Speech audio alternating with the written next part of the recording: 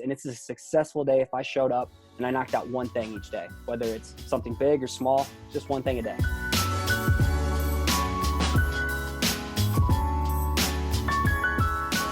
Hey everybody, I'm Becca with the Happy Ever Crafter, and today I'm joined by Scotty Russell. Hey Scotty. Hello, what's up? Thanks for joining us. Scotty is, I'm going to let you do your own introduction, but Scotty's going to be talking to us today about side hustling, which is a huge topic in this community, and it doesn't get talked about enough, how to help people with their side hustle. So we're going to get into that. But before we do, and before I let Scotty introduce himself, I just wanted to casually mention once again, as I do in each of these videos, that if you're seeing this within the first 24 hours, make sure you comment below and you'll be automatically entered to win a set of my brush pens. So make sure you've done that, and it has to be within the first 24 hours. And next week's video will have an announcement of who won on this video. Without further ado though, Scotty, you wanna just give us a little rundown of who you are, what you do, all that kind of stuff? The elevator pitch. Okay, but if I comment on my own video, do I get to be in the running for these brush pens? I'll allow it. All right, word. All right, so the elevator pitch. So my name is Scotty Russell. I live in Cedar Falls, Iowa. I create, teach, and speak under the name Perspective Collective. I'm the host of the weekly Perspective podcast. It's creative fuel for your mind and grind. And yeah, I hang my hat on hand lettering and illustrations. That's kind of my thing. So Scotty, I had already listened to Scotty's podcast, and then we met at a conference last year, and I was like, I know you. Super and random. ended up, yeah, it was really random, but awesome. So I went on his podcast, and now I have the pleasure of having him on this show. And you have a awesome product for people who are getting into side hustling. Can you talk a little bit about that? And we'll talk more about it at the end too, but I think it's valuable right off. So for sure, just some context around it. So the number one question, I'm not an expert really in anything. I'm not going to teach you how to draw cool letters. I'm not going to teach you how to, do calligraphy. I'll leave that up to you. You're the boss lady in that field, but I'm really good at managing my time and finding the shit that I love to do and, hopefully provides value to other people. And I do all of this outside a day job as a graphic and web designer. And so a lot of the people on my onboarding email or in my private Facebook group, the Perspective Collective, shout out to that. Basically I'm capturing what their biggest struggle is. And it all tends to land on how to make time, find money, and motivation for a side hustle. And so that's what I've really been tailoring my message, my resources, and everything to that. So that's why I've started this Side Hustlers War Chest. And it's basically breaking down my best tips for having a plan, productivity, time management, and a lot of other things that people ask me in terms of murals or my book references or Procreate iPad accessories. So basically all the main questions I always get, I put it all into one. I guess you would call it a lead magnet in exchange for an email address where I can give you more value, but that's pretty much it. And depending on how the side hustle management and time management part goes, I have a product I'm building on top of that too. So where can people get that? SideHustlersWarChest.com. Cool. And I'll put that link down here. But, and you're going to talk about some of those things in this conversation. I know you had 5 kind of tips for people, but before we get into that, I was wondering if you could give people a little glimpse into what your life looks like with a side hustle, because I know you have a full-time job, a side hustle, a new baby, and all the things. So give us a little rundown of what that looks like for you. It is all the things. So I've been doing Perspective Collective for 5 years now. I've been doing Perspective Podcast for going on over 2.5 years now. So the day job is the 7 to 4 grind. I do my workout classes from 4:30 to 5:30 at night. And I usually do my business podcast related in the mornings. At night, I plug into dad mode. Once little one goes to bed, I put in another hour or so. So early in the morning, butt crack of dawn at like 4:30, and then work from like 8 to 9 and get my old ass to bed by 9:30, 10. I love it because your story sounds so much like mine did. And I think we talked about this on your podcast. Yeah, it's freaky similar. Yeah. So before I had this as my full-time job, I would get up at 4:30, work on that, go to work at lunch, come home, work in the evenings. I'm on my lunch period right now. Yep. Yeah. We should have mentioned that too. It's 12:30 right now as we're recording this, and Scotty's on his lunch break. So that's hustling. Fine. Yeah. But I had a hard enough time doing that without a newborn. So kudos to you. And I think that that'll really resonate with a lot of people in this audience, although it's interesting to hear it from a father's perspective as opposed to a mother's perspective, because a lot of the calligraphers, hand letters in my niche anyway, are women. So, I think a lot of people can relate to that. They have a day job, they have student loan debt, they can't make that leap yet, but I'm just building that up to where I can take that leap, so hopefully people can relate to that. Yeah, and I know that you said you had 5 good tips for people, so let's just jump right into that stuff, because I think that all of these points we're talking about are going to come out as we start discussing those. So what's your first one? So first one is just have a plan. Okay, what do you want to do? Like for me, each day when I show up and I just try to wing it, each day nothing really gets done. I don't have anything I'm working towards. So a vision, a goal, a strategic game plan. I just put out an episode a couple weeks ago, episode 120, that really helps you focus and get that clarity. I have a plan. What do you want to accomplish in life? Who do you want to become? Who do you want to be? And that should be number one. If you want to be a full-time freelancer, then that everything should be aligned towards that goal, that vision. So have a plan and prepare what you want to accomplish each day the night before. I'm big on that. Yeah, I heard you going in like a future oriented way, but what I would say with have a plan is literally just have like a plan for the one thing you got to get done that day for your side hustle. So if you know what you want to accomplish, then you can reverse engineer it and have small little steps each day. And my big focus, instead of feeling like you have to climb Mount Everest overnight, you can just hit one little milestone checkpoint as you go. And that's the same thing as doing one big thing each day. Or you don't have to feel so stressed out to eat the whole extra large pizza in one bite. Just take one bite and one slice at a time. I'm a pizza guy, so that might resonate. But yeah, I plan one thing each day, 1 to 3 things. And it's a successful day if I showed up and I knocked out one thing each day, whether it's something big or small, just one thing a day.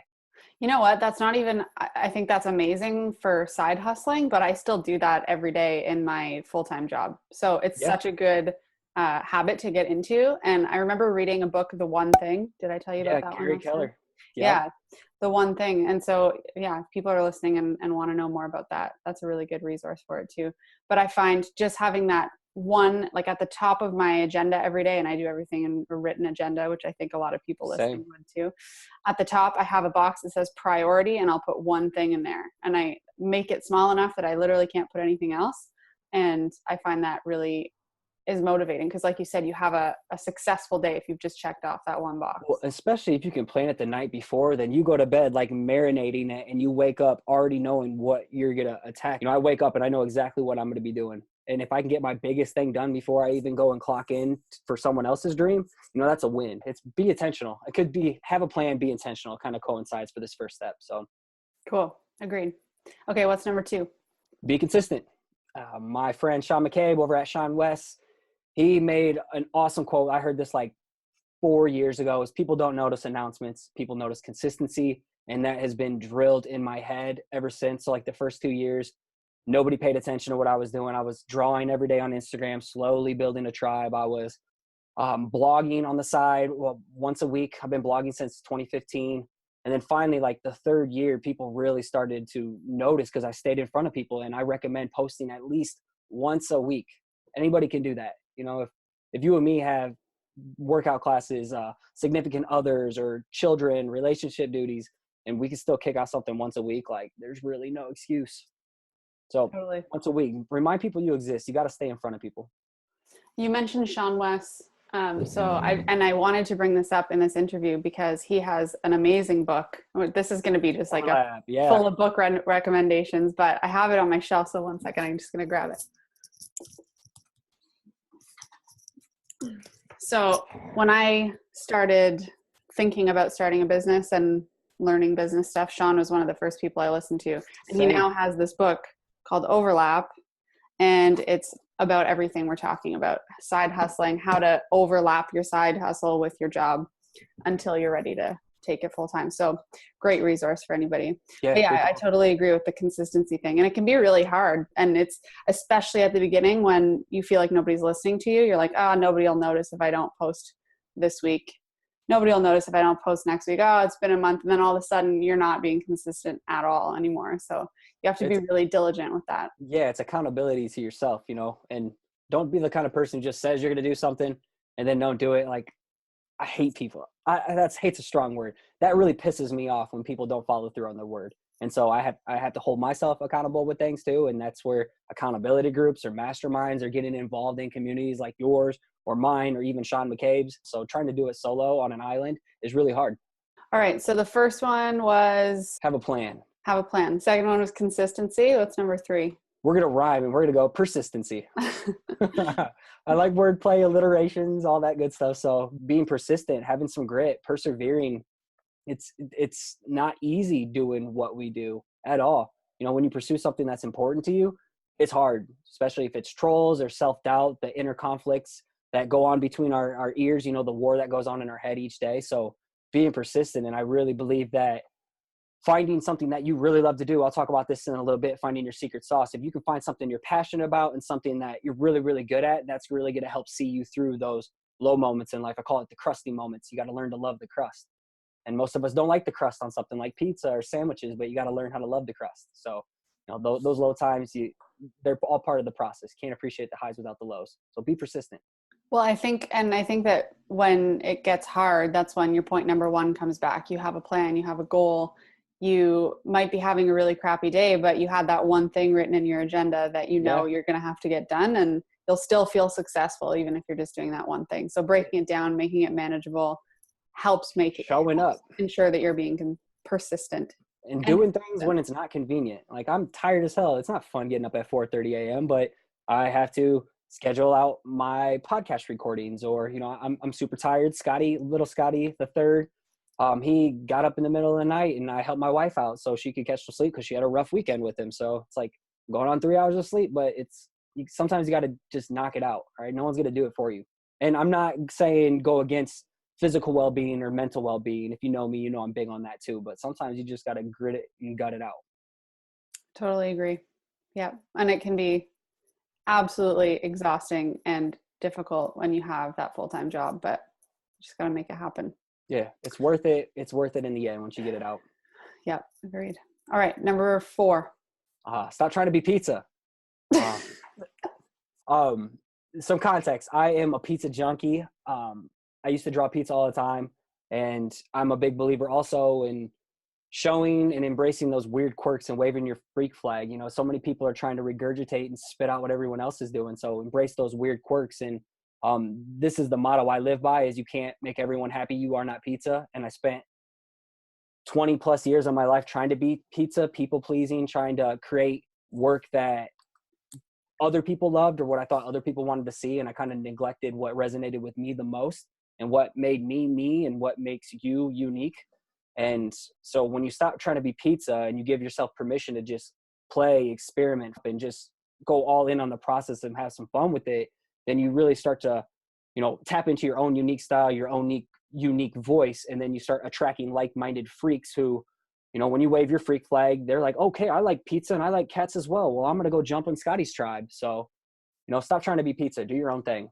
So I think it's a good point that a lot of people need to hear, regardless if you're doing a side hustle or a side hobby, or if it's your business. You know, that's something. Just stop trying to people please everyone. Your work's not for everyone, especially if you read This Is Marketing, Seth Godin.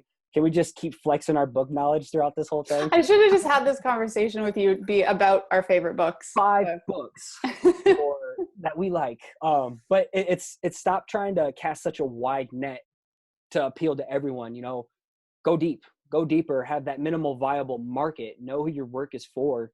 You know, it's for you, but it's also for those like-minded people who you can provide some type of solution or some type of value, educate, inspire, or, you know, entertain with your work. So, you know, go deeper, go for depth, not width.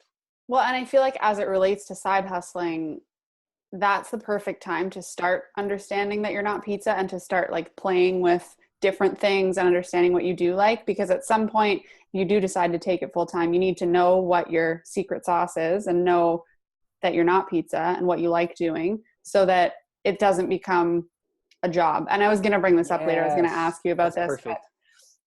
Yeah. Like if you're able to hone in before you go full time and before you take the leap and you're depending on it for a living, you can really have a little bit more flexibility to understand where you have, you know, what you love doing, as opposed to taking that leap, knowing that you need to put food on the table, maybe pizza on the table, and, you know, just having it turn into a job and feeling like you don't love it anymore. I think it's great. Like maybe about a year and a half ago, I was from the outside looking in on people like you or other people that I really look up to who are doing their things full time. And I'm sitting here, with this perspective of lack, and, I'm not where I should be compared to everyone else. And honestly, it's kind of a blessing at the same time, because you are in this mode where you get to play, you get to experiment, you get to tap into your identity, your core, and figure out what it is that you can offer, which we'll talk about here in the secret sauce, number 5. But, flip your perspective on it, change your perspective. When you change your perspective will change on things. And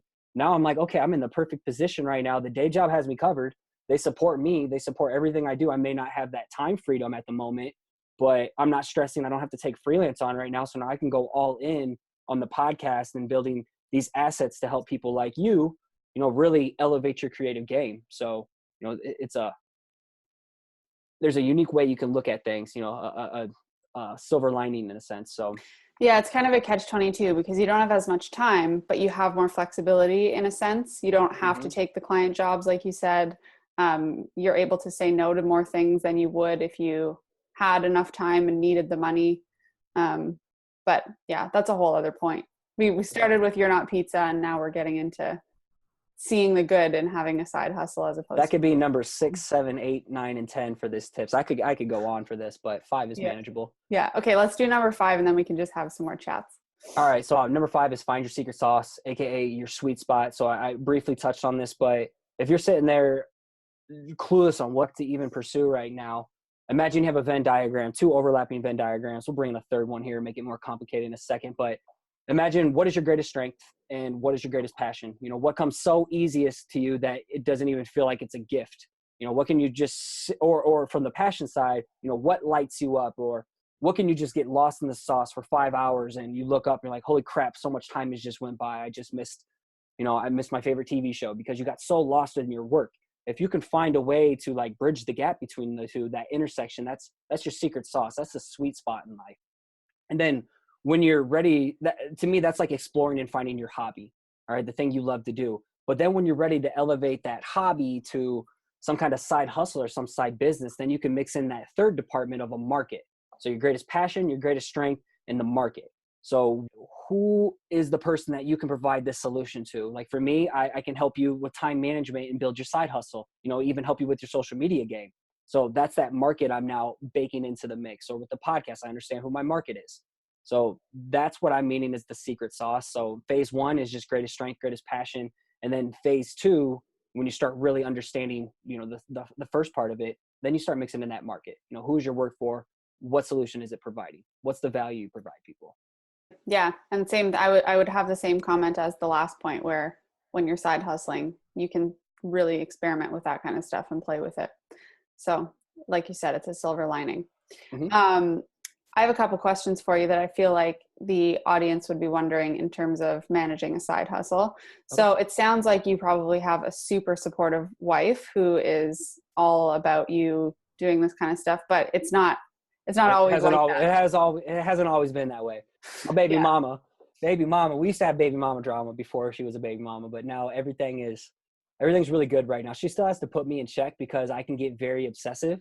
I think the biggest thing when you're doing a side hustle or you're tapping into that second phase of bringing in a market or you're really escalating your thing is including your partner within your dream. Don't box them out, because the more they get boxed out, the more they're going to resent you when you find success. And we've been through all of this. There were some really dark years. I've been threatened that if you continue to act like this in the next year, we're probably going to be divorced. Like I've had some serious talks with my wife. So she has to pull me out of my office at times.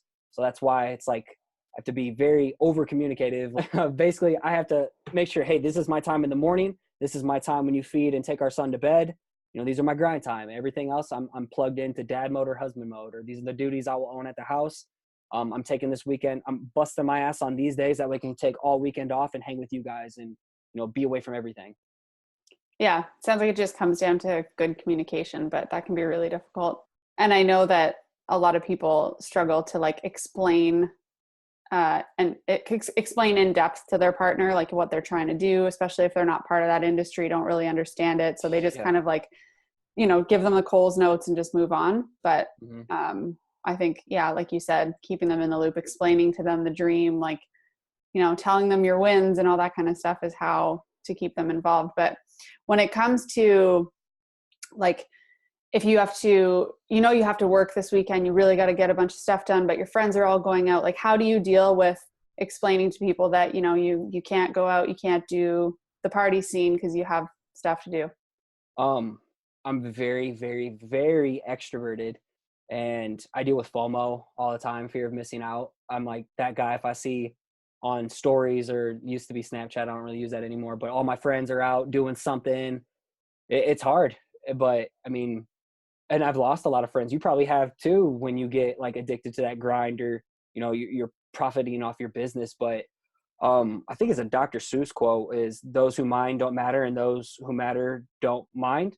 And the more I keep like taking things to the next level with Perspective Collective, there's just a core group of people who are hella supportive, and we can just link back up. But at the same time, I don't like being hungover for 3 days all the time. So now it's like, okay, everybody's going out. That sucks. But at the same time, I'm making money and pursuing my dream, and, making an impact on people at the same time. Like, I'd rather be known on my tombstone like he made an impact, and not he could take a 5 beer bong. So I can't remember who I was hearing talking about this recently, but there was a whole episode of something about how much entrepreneurs don't realize that they're changing as they're going through like learning how to run a business and all this stuff, taking it from side hustle to full time and everything. And I think it's so true what you said. Like, I would rather get work done and be productive than be hungover. So it's easy for me to say no now, but it wasn't always. no. And your friends kind of wonder like, oh really, like you'd rather be working. And it's kind of like, well, sometimes I wouldn't rather be working, but I really need to, because I have that goal in mind, and I know that I need to be consistent and persistent. Yeah. And it all falls down to that secret sauce too. We work, but at the same time, this shit is play. Like, this is play. Like, putting out a podcast episode, getting to meet some new creative friends all across the world and have chats with them, and just create artwork that then, feeds into that, like the honey to get someone to listen to something. And then, oh shit, this artwork really is custom artwork for an episode. Yeah, it's work, but at the same time, it's play. On the online digital marketing side of things, or lead magnets, or email newsletters, it's just a fun thing to learn. You're just boosting your skills at the same time. And I think when it comes to the friends thing, surrounding yourself with people who are doing similar things is really helpful. They say that what is that quote? Like, you're the sum of five close. Is it five? People. Yeah. Yeah. It's 5. The 5 closest people you spend time with, or whatever. And I found that to be really true. That's so true. And yeah, now that I've like tapped into those online communities and started going to conferences and started to find my true self within it, most of the people I talk with all the time are people are online now. And so, yeah, I'd rather just be around people that are crushing it, doing the same shit that I'm trying to accomplish. Yeah, totally. Trim the fat. That's what I call it. Trim the fat. Yeah, which can be really hard. But if someone's not being supportive and you have a goal, you got to be ruthless. Oh God, yeah. Go savage. Cut those people out of your lives. Yeah. Even if it's family, that's the hardest part. Some people, like my family's just now starting to like, okay, wow, you can do this. But maybe 2 years ago, they're all like, what are you doing? Why would you want to put all your time in this? Why wouldn't you want just the safe job? You live corporate, like they pay well, you have good benefits. And I'm like, I don't want to be a slave to the system. And you know what? It's frustrating too, because family generally looks at it from an income perspective. They look at it and go, oh, you're passionate about calligraphy, but like, you shouldn't quit your day job because like it's calligraphy, it's not really going to make you any money. And that happened to me. I remember specifically members of my family being like, yeah, that's nice. Like, it's great. Your work is beautiful, but don't quit your job. And then when I could prove to them that I was, making more than my annual income at my job, they were like, oh, okay, well, you must be really good at it then. It's like, girl. oh, you didn't support me doing it and going all in until you realize how much money I was making. So you got to just ignore that and believe in yourself and understand that they might not see the value, but that doesn't mean it's not valuable. And a lot of them, they're from an older generation where it's like, to them, life begins at 60, 65 when retirement comes. And I'm like, no, I'm going to live now, and I'm going to bust my ass to like pursue my dreams and enjoy the shit I'm doing and make relationships with people and make an impact. Like, I can do all this from my little tiny office in Iowa right now. So, I used to not think that was possible, but now once you believe it, it's easier for other people to believe it, but you just got to believe it for yourself first. Yeah, for sure. Yeah. Okay, one more question about side hustling. Or, Do you, I mean, you make it obvious that you are a side hustler and that kind of stuff because you have an online presence and like on your Instagram and everything. But if someone came to you and asked for advice on, should I be transparent that this is a side hustle if I have clients coming to me, or should I act like this is my full-time job and appear more professional? What would your answer be to that? It's funny. I'd say go with your gut, but I'm all about honesty and transparency. I don't know. What's your thoughts on that? It's a tough one. I think it depends on your audience, and who's your clientele. Like me, my audience is people who are trying to do what I do. So it's easy for me to be open and transparent, as that creates a deeper connection with people. But if you're trying to like lock down some of the biggest brands, like I don't know, Nike is the only thing I can think of off the top of my head, but maybe it is best to not share that side. Project what you want to be known for, I guess. I think it comes down to, what you want to be doing, what kind of clients you want to be attracting. But the flip side of that is generally when you're doing this as a side hustle and haven't taken it full time, you're probably not trying to get clients like Nike yet. So it's probably fine. If you're trying to get local clients, I would say still position it full time, because that way people value your time more and they don't try to lowball you like, oh, you don't even do this full time. So I would say from a freelancing standpoint, project it like you do this full time. I still project like I do this shit full time. People who don't know me that well are still like, holy shit, you have a day job? But I think that's what happened to me in the beginning too. It shocked a lot of people when I said I was going full time, and they were like, oh, I thought you already were. So I think I just didn't talk about it that much in the beginning. But the other side of it, like the other pro to making it clear that it's a side hustle, or maybe not even making it clear, but just being honest once you have a job with your clients that it's a side hustle, is the whole like, oh, well, I could probably only work on, if it's an on-site job or something, I can only be there between, 4 p.m. and 8 p.m. or whatever. Like I can't be there during the hours of the day, which makes things hard. But I think maybe once you've gotten the client, to be a little bit more transparent like that. And it depends on context, like what kind of work are you doing? Are you doing logos from home? Are you doing on-site murals? That I think it all depends on the context, but each scenario is going to be different. But for me, I used to not talk about it, and then I would got all the time, oh, you have a day job? Now I'm like, okay, now that I know exactly who I'm speaking to, I'm more open about it. I was embarrassed before, so I didn't say it. But now I just embrace it. I don't know. I think it just depends. I could see both sides of the argument. Like if I work full time at a day job, yet someone wants to hire me for a logo, and they find out I have a day job and they don't think I do it full time, maybe they're not gonna feel I'm worth as much as I'm trying to charge. Yeah, it's a tough question, but I think it's not black or white for me. There's too much gray area on that. No, but if we go back to your earlier steps and you figured out what your secret sauce is, then that generally will help a little bit, I think. For sure. And you figured out your secret sauce, exactly who your clients are, who you're trying to attract, and what that person would be looking for in someone that they're hiring. So you can go from it that way. You know what? I actually had one last question for you. Yes. And you might be thinking about this a lot if you're trying to transition at some point from having a side job or a full-time job to making your side hustle full-time. At what point do you think that you'll feel comfortable enough to do that? Like, what will it be that will make you go, okay, it's time?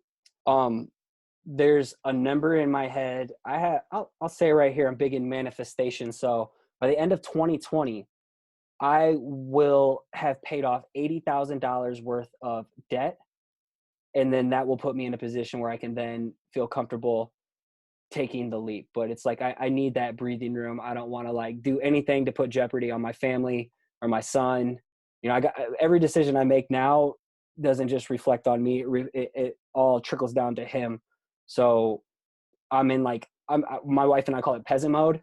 Right now we're living in peasant mode. Some people like the Dave Ramsey bean and rice, but ours is my own. But we're attacking, snowballing stuff, and to free up and take some of that burden off my shoulders. So by 2020, $80K will be paid off. That's basically student loans, mine and hers combined, and that will be putting me in a much better position. I think it's an interesting question. I feel like I should ask all of my guests this. Like, at what point did you realize that you wanted to take it full time, or at what point will you feel comfortable taking it full time? Because I get that question all the time. Like, how much money should I have saved, or how do I know if it's time to go full time? And I think it's completely different for everybody. Depends on your personality type. Like, it sounds like you're very pragmatic. You know that you won't enjoy this full time unless you have that, like, it's covered, it's out of your mind. Yeah. And I was like that too, where I knew I would not quit my full-time job if I couldn't cover the salary that I was making there. Like, not a chance. Whereas some people are very like, my heart is just not at work anymore, and I think it's time. And I'm like, I could never. Like, my heart wasn't there, but I also needed the money. Some of the people who I know who easily made that transition because their heart wasn't in that job also had their parents cover their schooling. So they don't have the same circumstances. But I did it to myself, so it's not like a boo-hoo, woe was me. It's like, this is a self-inflicted thing that I need to just deal with. So yeah. But yeah, that's what life insurance and all this stuff is for, to cover this policy. If I die, then nobody has that burden, right? So we're old.